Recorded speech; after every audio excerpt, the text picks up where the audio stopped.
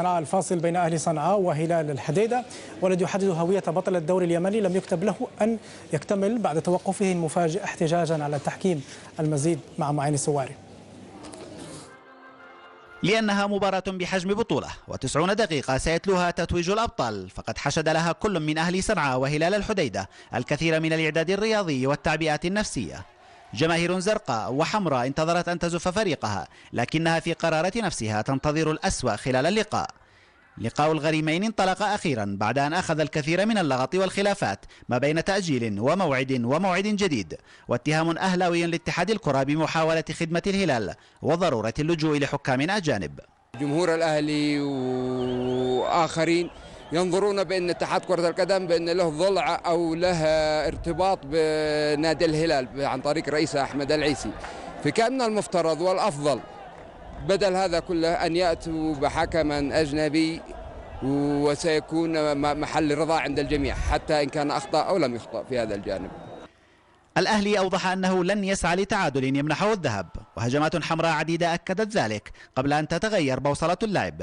ويحتسب الدولي خلف اللبني ضربة جزاء للهلال كانت بمثابة بداية النهاية، نهاية التعادل الصفري ظاهرا وفي باطنها نهاية ما أسمي بالروح الرياضية. فبعد تسجيل سالم سعيد لركلة الجزاء انطلق لتلقي تهاني زملائه، ولكن أحد المشجعين أيضا انطلق ليعرب للحكم في الملعب عن سخطه عن قراره. أكيد جمهور متعصب، لأنه بعد الذي حصل أن المباراة تأجلت، يعني المباراة كانت الجمعة تأجلت إلى الثلاث، رجعوها السبت، فحصلت دربكة. المفروض في هذه الدربكة الاتحاد يوقف كل حاجة، الآن يجيب تحكيم أجانب يبعد الشك، لأنه الآن كل الجمهور في الشارع في شك أنه المباراة الدوري يشتغل للهلال. شرارة الملعب انتقلت فجأة إلى المنصة الرئيسية، حيث قيادات الفريقين تخلت عن الروح الرياضية، وبدأت تتبادل الاتهامات لتتطور الأمور إلى ما هو أبعد من ذلك في جو مهدد بالانفجار في أي لحظة، وفي حضور وزراء ومسؤولين كبار وحراساتهم الخاصة، ليصبح الخلاف هو الصوت الأعلى ويختفي صوت العقل. ولاعبون في الملعب ينتظرون ماذا يقرر الكبار دون أن يجدوا تفسيرا لما حدث وماذا سيحدث. المفروض أنه ما تحصل من المسؤولين اللي فوق، إنما اللاعبين فنحن أخوة، يعني ما في شيء.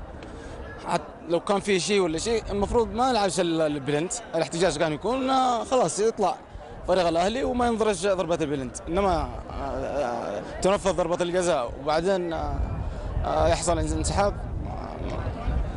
أطفال هذا ما هوش يعني مع احترامي. يعني فوجئنا بحكم موقف بعقوبة من الاتحاد وتم إنزالها اليوم، وهذا اللي حدث، السيناريو اللي بتشاهده يتحملها الاتحاد. أهلي صنعاء والهلال كل منهما على بعد خطوة من التتويج بلقب الدوري العام لكرة القدم لهذا الموسم، إلا أن هذه الأحداث سببها الهروب من الخسارة، مع أن الخاسر الأكبر في هذه الحالة هي كرة القدم اليمنية، فبدلا عن ميدالية التتويج ظهرت الأسلحة وشرطة مكافحة الشغب في الملعب.